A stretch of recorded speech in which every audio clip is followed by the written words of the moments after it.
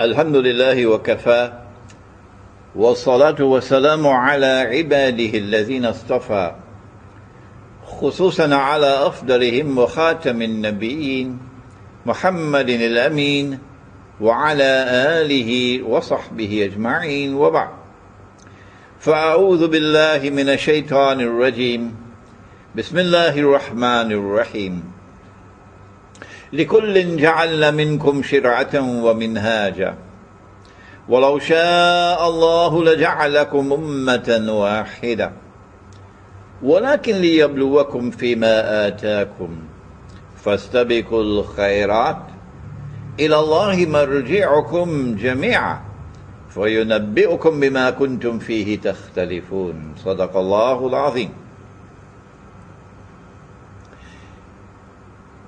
We welcome you today, brothers and sisters, from Masjid Al-Ghufran in the Tamantun Dr. Ismail district of the city of Kuala Lumpur in Malaysia, as we address you, our brothers and sisters in Egypt. We live in a very strange world today. And it grows stranger and stranger every day. It's a mysterious world. Things are happening in the world that never happened before. For example, for the first time in human history, all of mankind is being brought together in one global society. Is this by accident? Or is there something which explains it? All of the world is being herded into one global economy. Never before in history did this exist. Is this by accident? Or is there something which explains it? And all of mankind is brought into one bogus and fraudulent monetary system. And tomorrow, all the currencies will be gone. And tomorrow there'll be one global currency. Is this by accident? Or is there something which explains it? 100 years ago, if someone wanted to travel from Bursaid or Iskandariya to New York, it would take 2 months by sea. Today, thanks to the unprecedented progress of modern Western scientific and technological revolution, it takes a few hours. Yesterday, you had to write a letter. If you were in New York and you wanted to communicate to someone in India, and it would take a few months for the letter to reach. Today, thanks to unprecedented progress in telecommunications, you just pick up the phone and you dial and you're speaking directly with India. Yes, indeed. It is a world of unprecedented scientific and technological progress. Yes, indeed. This progress has come from modern Western civilization.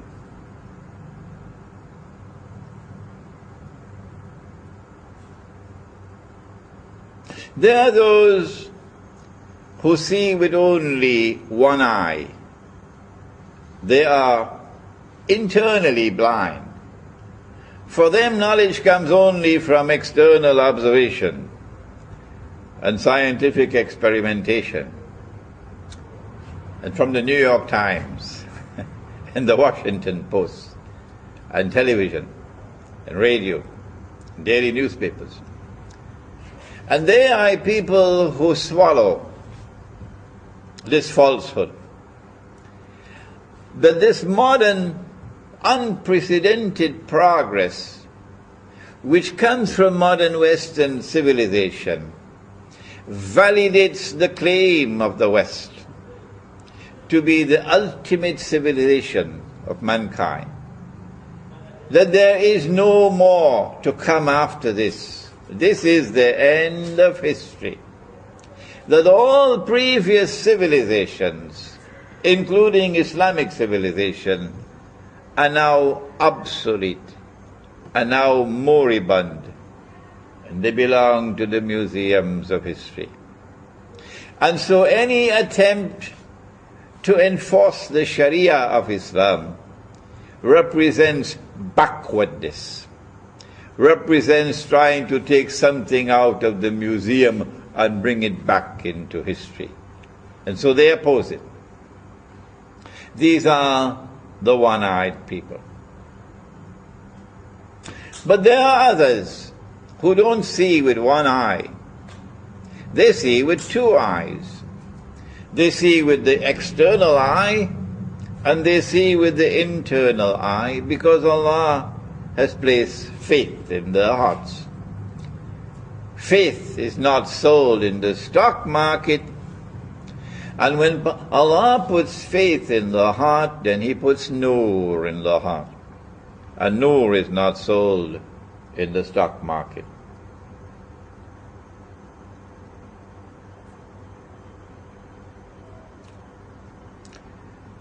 When these people look at the world today, they don't see a world of unprecedented progress. On the contrary, they see the worst of all worlds. It's never been worse than this. Because they can penetrate beyond the external facade of scientific and technological progress. They can penetrate beyond the glitter and the pomp. And they can see that those who today control power in the world, unprecedented power, use that power to oppress. They see an age of universal oppression, where those who are powerful are oppressing the rest of the world. They see not only political oppression, they see economic oppression. That the economy around the world is now built in such a way that the rich and the powerful can benefit from it and grow constantly richer, while the rest of the world is imprisoned in permanent poverty. That's not progress. They see not only political and economic oppression, they see monetary oppression, where a monetary system that is bogus and fraudulent and utterly haram has been imposed upon the rest of mankind by modern Western civilization. And that monetary system is functioning as an instrument of financial oppression and monetary oppression. And so they do not blame Egyptians for being poor. They don't say that Egyptians are poor because they are lazy. They don't say that Indonesians are poor because they are lazy, and Bangladeshis and Pakistanis are poor because they are lazy. They say, no, there is more to this. That poverty in the world today, universal poverty and destitution in the world today, has not come by accident, but by design. And if you want to understand the cause, you must go to riba, because the Quran explains it.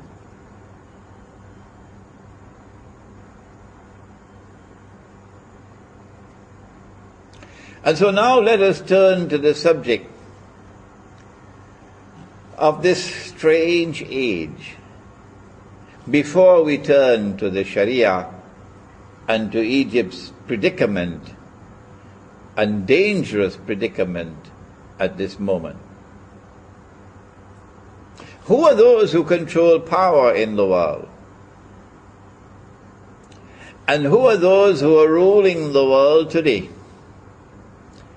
And how should we relate to them? Does Ikhwan al-Muslimun know the destination to which they are taking Egypt today? Does the Ikhwan al-Muslimun know the destination to which the world is being taken today? Do they know what is the end of history? We want to spend a few moments today explaining that before we turn to this reckless effort to enforce the Sharia and to a somewhat misguided effort to enforce the Sharia. Our language is blunt. Our language is harsh. We are forced to use this blunt and harsh language because of the dangerous moment in which Egypt is now located. And what happens in Egypt today will affect the world of Islam tomorrow. And so we have every right to comment on what is happening in Egypt today. Egypt stands on the brink of a pit of fire. And who is smiling?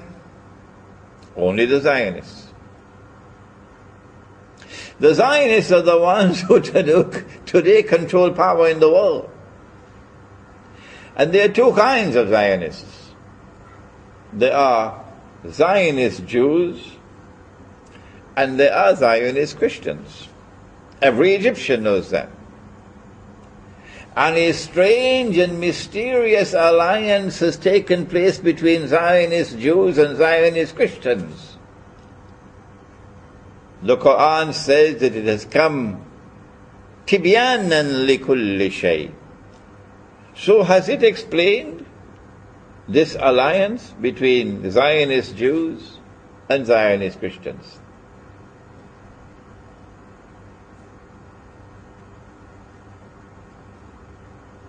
The alliance of Zionist Jews and Zionist Christians made its appearance, first of all, in the most spectacular way, that is, in Britain. When Britain emerged as a ruling state in the world, and Pax Britannica appeared on the stage of history, and the sterling pound emerged as a universal currency. Did that happen by accident? The Zionist Jewish and Zionist Christian alliance then manifested itself again spectacularly for the second time with the emergence of the United States of America as the second ruling state in the world, replacing Britain, and Pax Americana replacing Pax Britannica, and the US dollar replacing the sterling pound. Did this happen by accident? Or does the Quran explain? And now we are living at that moment in history, stranger than anything else that history has ever witnessed, when the United States of America is in irreversible decline. Political, economic, monetary, financial, and military.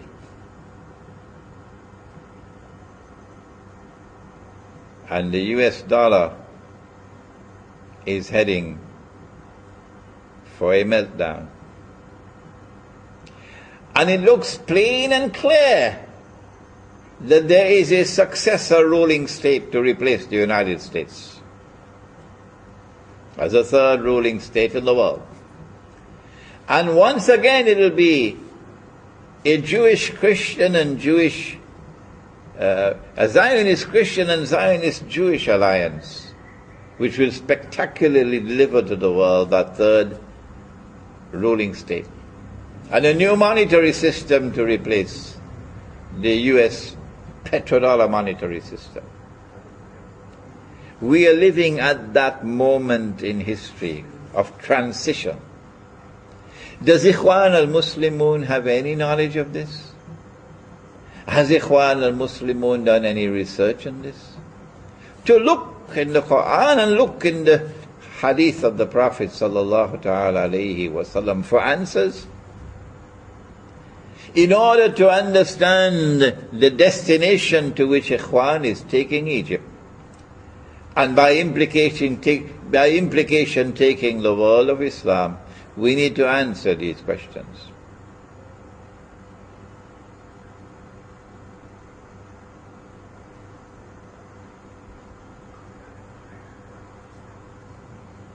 This is our answer. If you say that we are wrong, that's not enough. You must answer. You must give the explanation from the Quran and from the Hadith. Do not simply say that Imran Hussein is wrong. That's not enough. Tell us what is the answer. The Quran is tibyanan likulli shay. It must explain history. Our answer is that Nabi Muhammad alayhi salatu wasalam said that when Dajjal is released, he will live on earth for 40 days. Yawmun ka sana, yawmun ka shahr, yawmun ka jum'ah, wasairu ayyamihi ka ayyamikum. Sahih Muslim. And when he is released on earth in a day which is like a year, he will be released on an island. And we have descriptions of that island in the hadith of Tamim ad-Dari. In my book, Jerusalem in the Quran, which has now been translated to Arabic, mashallah, and it's available on my website, and you'll see the website at the bottom of the screen. In my book, Jerusalem in the Quran, which was written 10 years ago, I identified the island as Britain. And I went on to say that when Dajjal was in a day which is like a year, it is from Britain, Pax Britannica, that he commenced his mission to rule the world.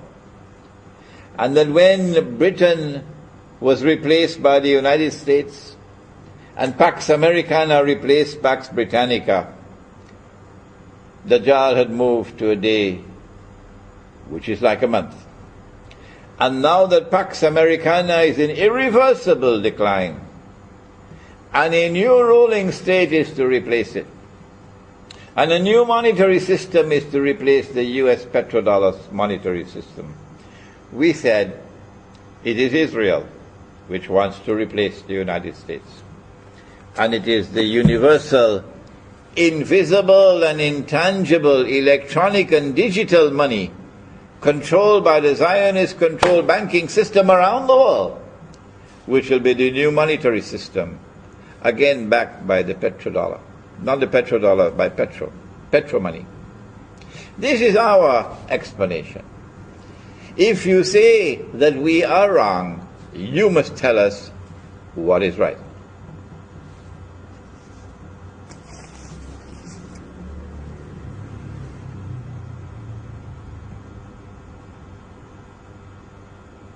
The Quran has directed attention to that Zionist Christian and Zionist Jew alliance.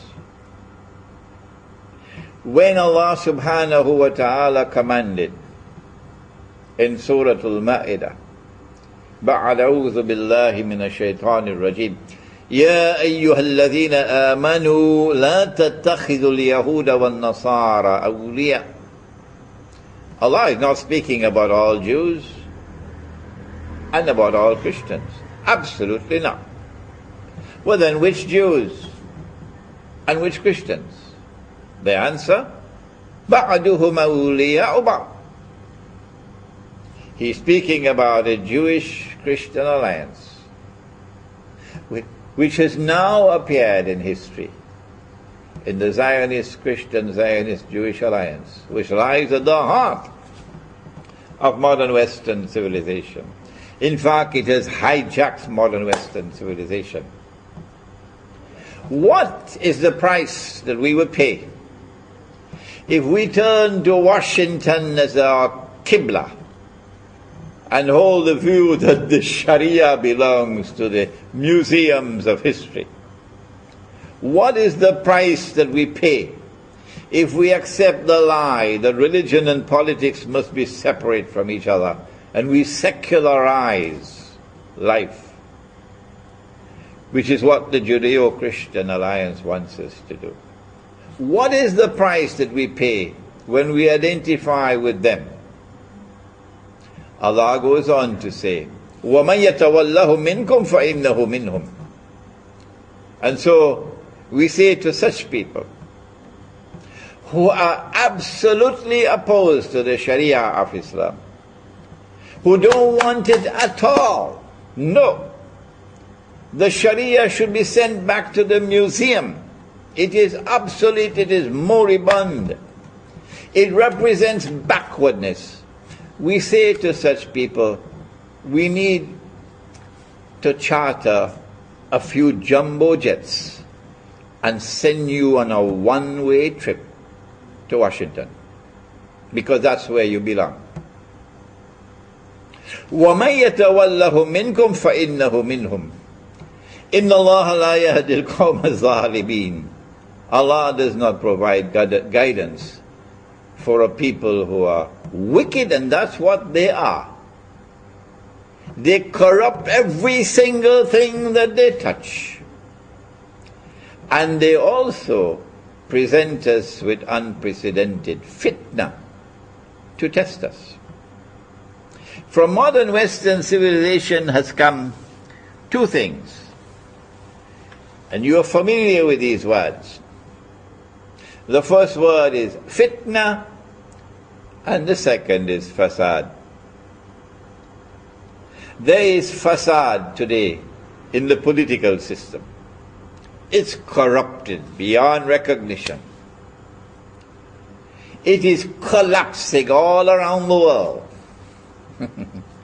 There is fasad in the economy. It is corrupted. It smells stink. There is fasad in the monetary system. There is fasad in the banking system. There is fasad in agriculture and the production of food. There is fasad in the educational system. There is fasad in the male-female relationship. There is fasad in the feminist revolution. Don't be annoyed with me for saying that. There is universal fasad in the world today. And I ask, is this happening by accident? Or is there an explanation?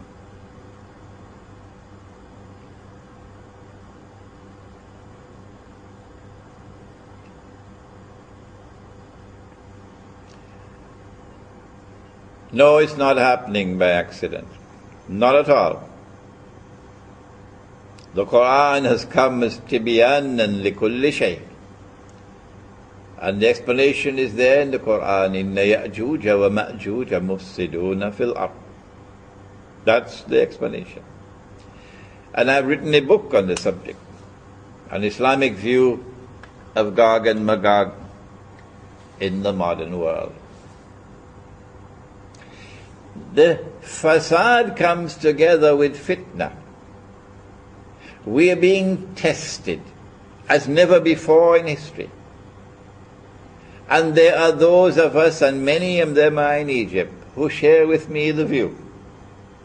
There are many of them in Egypt who share with me the view that our ulama have failed us. If Egypt is poor, miserably poor today, the primary blame is that ulama have failed us. The money that we are using is not the money that Allah gave to us.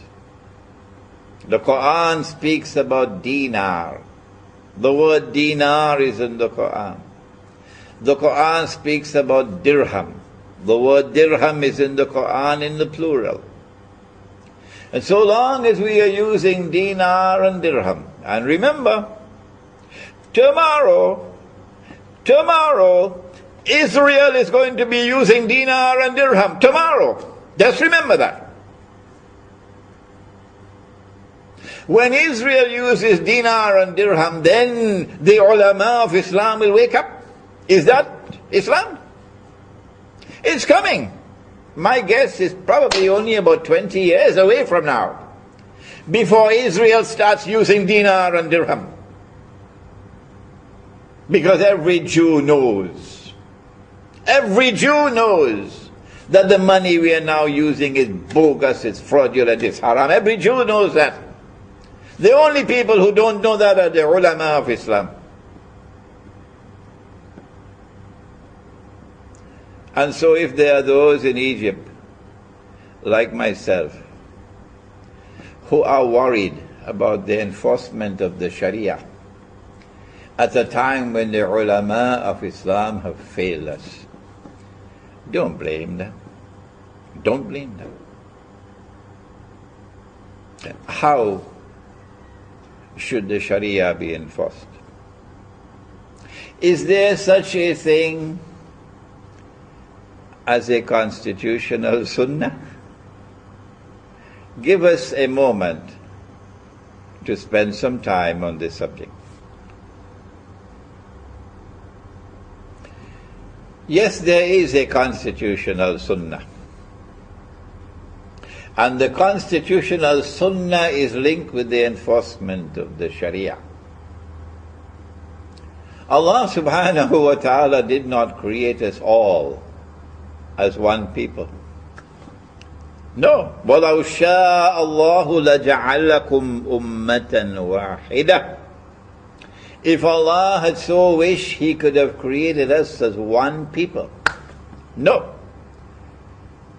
Rather, He created us with multiplicity, with diversity. إِنَّا خَلَقْنَاكُم مِّن ذَكَرٍ وَأُنثَى وَجَعَلْنَاكُمْ شُعُوبًا وَقَبَائِلَ لِتَعَارَفُوا إلى آخر الآية. And so mankind was created with multiplicity. And that multiplicity was also the cause of different laws being sent down. لِكُلٍّ جَعَلْنَا مِنْكُمْ شِرْعَةً وَمِنْهَاجًا. So different laws were sent to different people. But the last one was sent to Muhammad sallallahu ta'ala alayhi wa sallam, the Sharia. Is the Sharia to be enforced upon all of mankind? Absolutely not. Absolutely not. Well then, on whom is the Sharia to be enforced? The answer? On those who accept the Sharia. On those who willingly submit to the Sharia. Those are the ones on whom the Sharia is to be enforced. Ikhwan al-Muslimun should first return to the Quran to recognize that Egypt is not one ummah. No, it is not. At the very first page of the book of Egypt are the Jews, the Christians. And these Christians in Egypt, according to Nabi Muhammad alayhi salatu wasalam, are our kith and kin. For Ummul Mu'minun, the mother of the believers, came from them. From their midst is one of the mothers of the believers. And so be kind to them, said Nabi Muhammad alayhi salatu wasalam. So you are not one ummah in Egypt. What is the function of a constitution? When we turn to the constitutional sunnah, we get the answer. A constitution is needed when you have different people who want to come to live together. Then you need a constitution. If you have only one homogeneous people who have a law of their own, you do not need a constitution. Their law is sufficient for them. It is when you have different people who want to live together as an ummah, a community, only then do you need a constitution. Forget what comes from Oxford and Cambridge and Sorbonne. Listen to the Sunnah.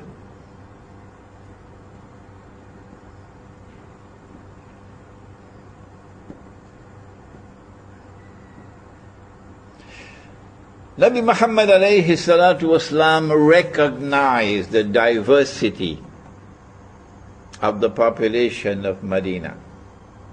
He recognized that there were different Jewish tribes.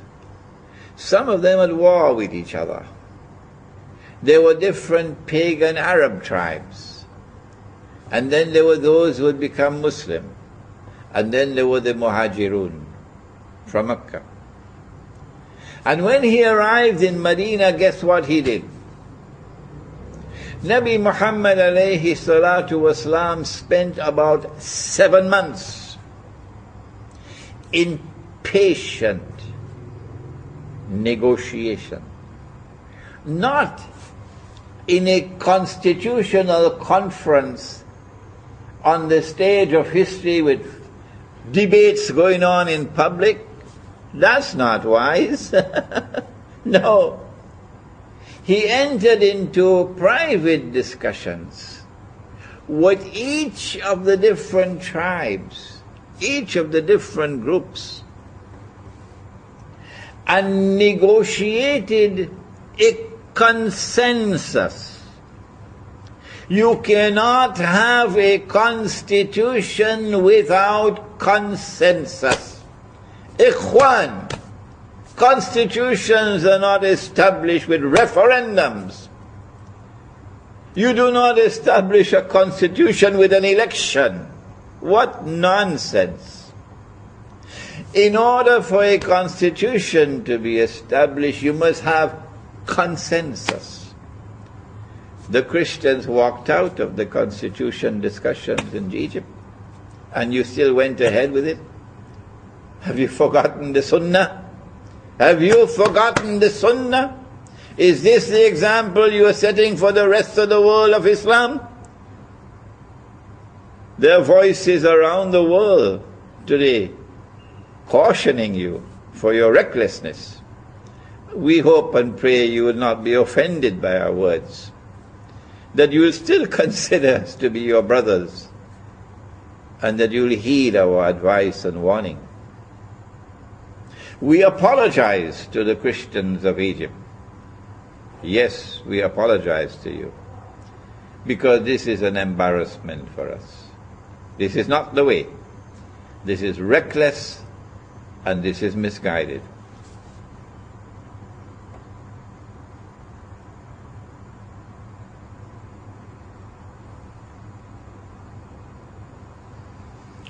It was after 7 months of patient negotiations that Nabi Muhammad alayhi salatu wasalam finally succeeded in forging a consensus of that on which there was agreement, minimum agreement, amongst all the units of the state, people who constituted a polity, who wanted to live together. And thus came the first written constitution in the world, the Mithaq of Medina. Is it that you have forgotten that Mithaq? How it was established? Had I been Egyptian, I would never vote in the referendum. Never. And I urge all those in Egypt who are in agreement with my views, no, we will never vote in any referendum for Sharia, because that's a departure from the wise and enlightened Sunnah of Muhammad sallallahu ta'ala alayhi wa sallam. Rather, you have to engage in patient negotiations with wisdom, something in short supply today, isn't it? With wisdom, to try to bring about a consensus, and that consensus will give you your constitution. The Zionists will never want you to succeed in that effort. One more statement on Sharia. I said that I am also one of those, like many, many in Egypt, who believe that the enforcement of Sharia today, given the abject failure of our ulama, can lead us to great difficulties and embarrassments. And we want to see the Sharia enforced only on those who accept the Sharia. And that the enforcement of the sheer Sharia should lead to the emergence of an enlightened ulama who will be able to respond to the fitna, the unprecedented fitna of this age, with enlightened legal thinking, something in short supply amongst those who say that bank interest is not riba. That the paper money that we're using and the plastic and electronic money that we're using is halal. And that the modern state, the modern republican state which recognizes state sovereignty to replace Allah as Al-Malik, is halal. Short supply of wisdom. What we want to say about the Sharia is this. Allah subhanahu wa ta'ala has asked us to call people to the way of Allah with wisdom. Ud'u ila sabili rabbika bil hikmah wal maw'izati al hasana. Is this wisdom? Is this the way to impress upon the Egyptian people that you are rushing through a constitution and a referendum within a short span of time? Is this wisdom? No, it's not.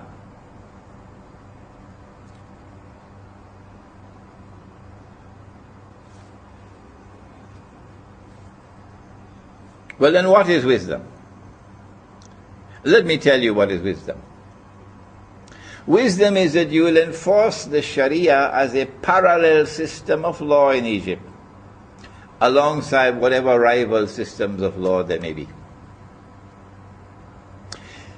But you have to demonstrate the superiority of the Sharia over all rival systems of law. No, you do not stamp out the others. Let the civil law continue. Let other systems of law that other people may choose continue to operate. And you have to demonstrate with your enforcement of the Sharia that you have a superior system of law which can outshine every rival. You can't do that unless you produce the scholars of law.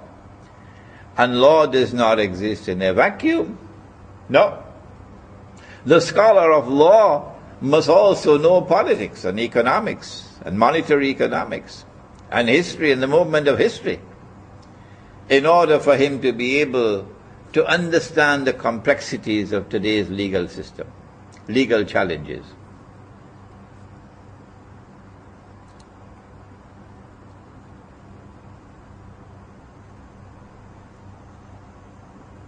And so my word of advice is that instead of enforcing the Sharia upon a people who do not want it or who are worried about how it will be applied, do it a different way.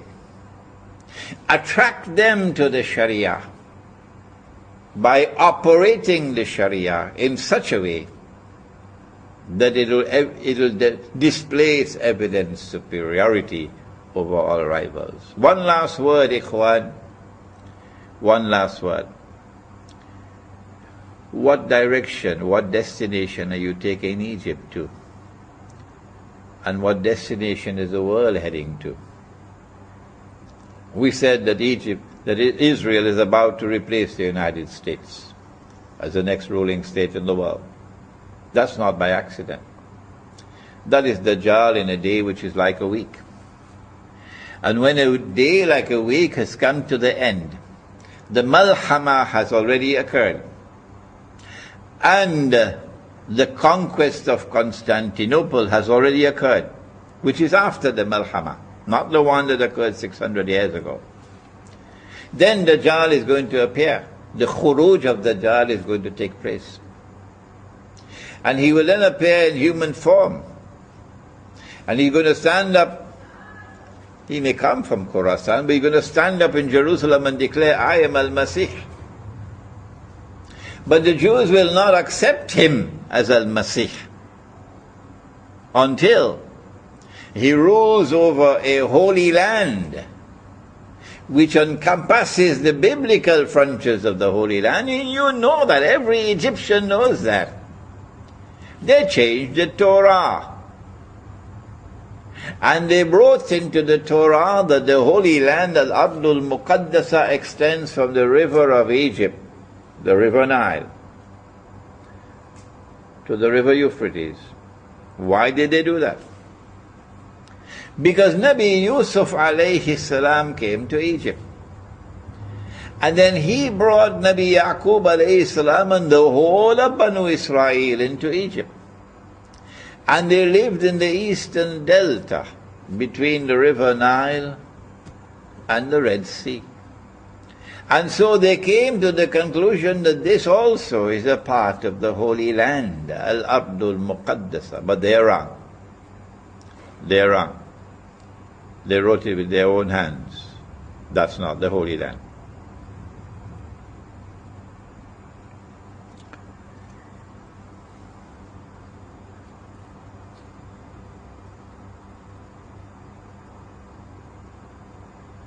And so, you don't need a PhD to understand.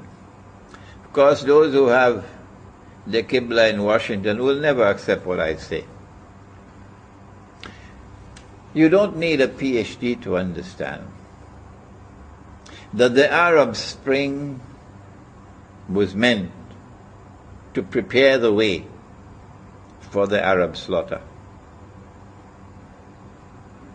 That they are preparing great wars against the Arabs.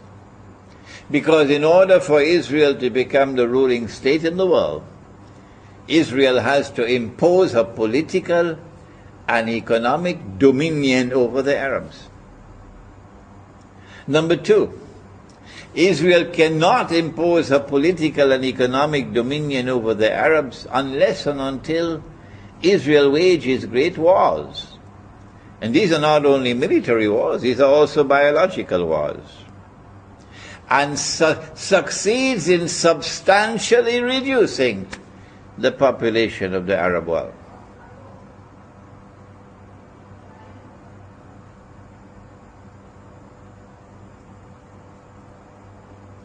But Israel has to do something more. Israel has to expand her territory to encompass the eastern delta of Egypt.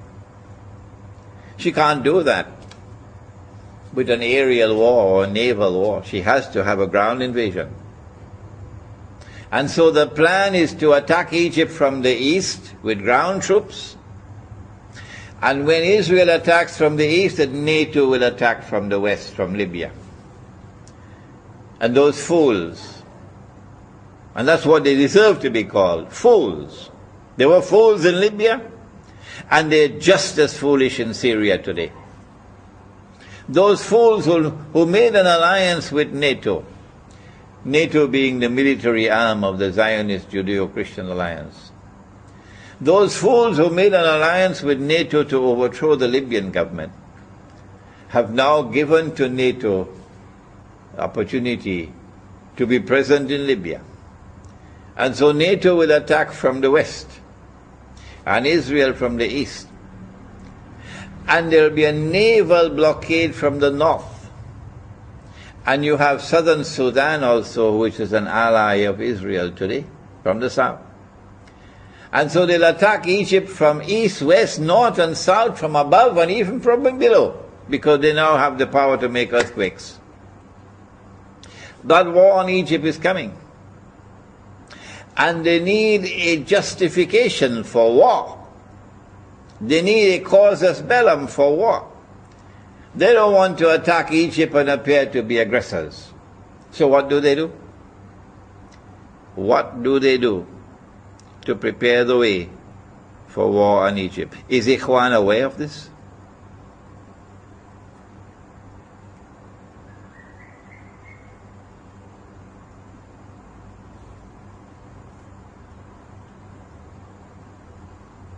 At a moment when Egypt should be coming together, all the different forces in Egypt should be uniting to resist the greatest threat that has ever existed in Egyptian history, the Zionist threat of an attack on Egypt.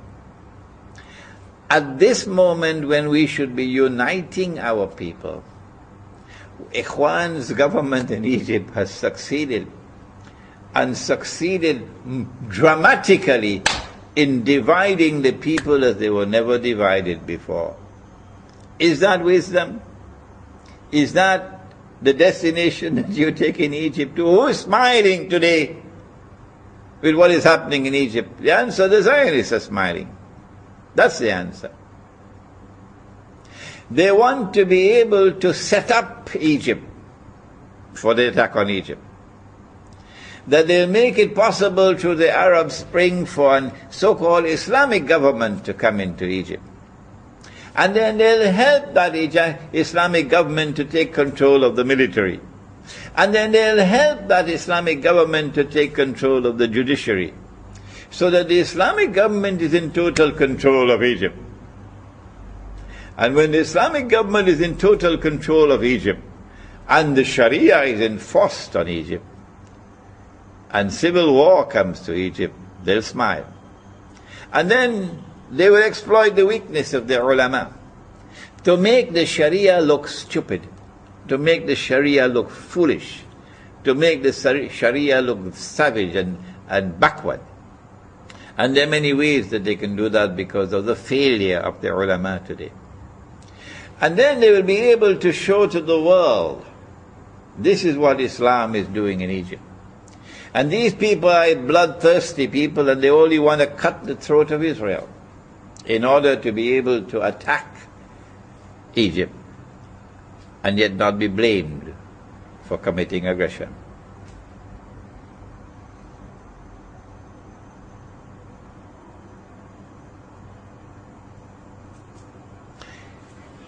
Is Ikhwan going to take Egypt to that destination? Knowing that that's the destination to which the world is now moving? What should we do, O Egypt, at this moment? After the colossal failure of the advisors to the present Egyptian government, they should be removed. And men of greater wisdom should take over. Number 2, no constitution should be enforced upon the people unless and until it is arrived at through consensus. The Christians in Egypt have an equal political right to the Muslims to a constitution to which they will agree. Number 3, that the Sharia should be enforced only on those who are willing to submit to the Sharia. So it will not be the law of all Egypt. No.